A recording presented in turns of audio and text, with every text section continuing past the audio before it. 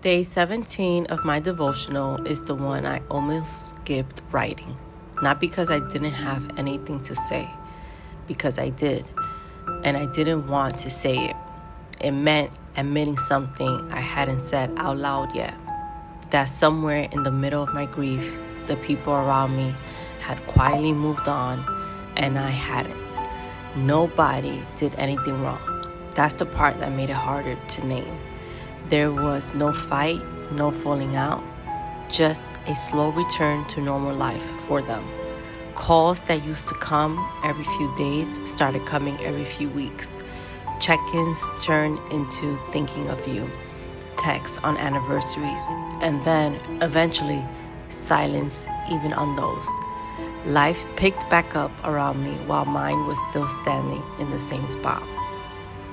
I don't think that's cruelty. I think it's just how grief works for the people watching it from the outside. They weren't in it the way I was. They couldn't be, so they healed on a different timeline than I did. And I was left feeling like I was somehow behind or too much or stuck. That's why I wrote Isaiah 49:15 into the devotional. I will not forget you.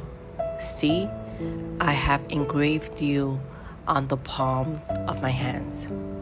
I remember sitting with that verse for a long time before I could write anything underneath it, because I needed to actually let it land first. Engraved. Not written in pencil, not a note that could fade or get erased if enough time passed. Engraved into his hands, the same hands that reach for us. Here's what struck me the most. God chose his hands for this. Not a ledger, not a list somewhere far away.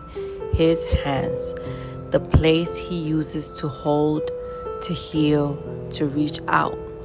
Your name isn't stored somewhere distant from him. It's on the part of him that chooses your life. I think there's a specific kind of loneliness that comes from being forgotten by people while still grieving. Not because they're bad, but because grief doesn't run on a calendar everyone else can see.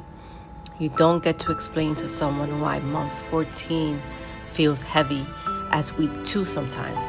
You just carry it quietly while the world assumes you've landed somewhere solid by now.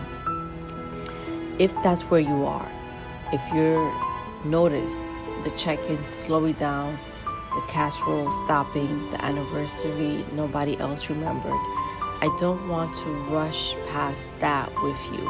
I want to just say, I know I wrote that day because I lived that day. But I also don't want to leave you there, because that's not where the verse leaves us either.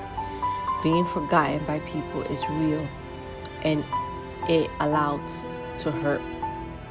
And also, you were not forgotten by him. Not on day 1 of your loss, and not on day 1,000. He didn't need a reminder. He didn't need you to keep proving your grief was still valid. You're already engraved. That part was decided a long time ago, and nothing about how long you've been grieving changes it. I'm not going to tell you to go find new people or to stop needing to be remembered by the ones you have. That's not what this is. I just wanted you to know that on the days it feels like no one else is thinking of you in this, someone is, permanently. Not out of obligation, but out of love that doesn't run out the way ours sometimes does. If today is one of those days for you, this is one of 30 entries in my devotional that were written for exactly this kind of ache, not to fix it, just to sit in it with you, with scripture as the anchor.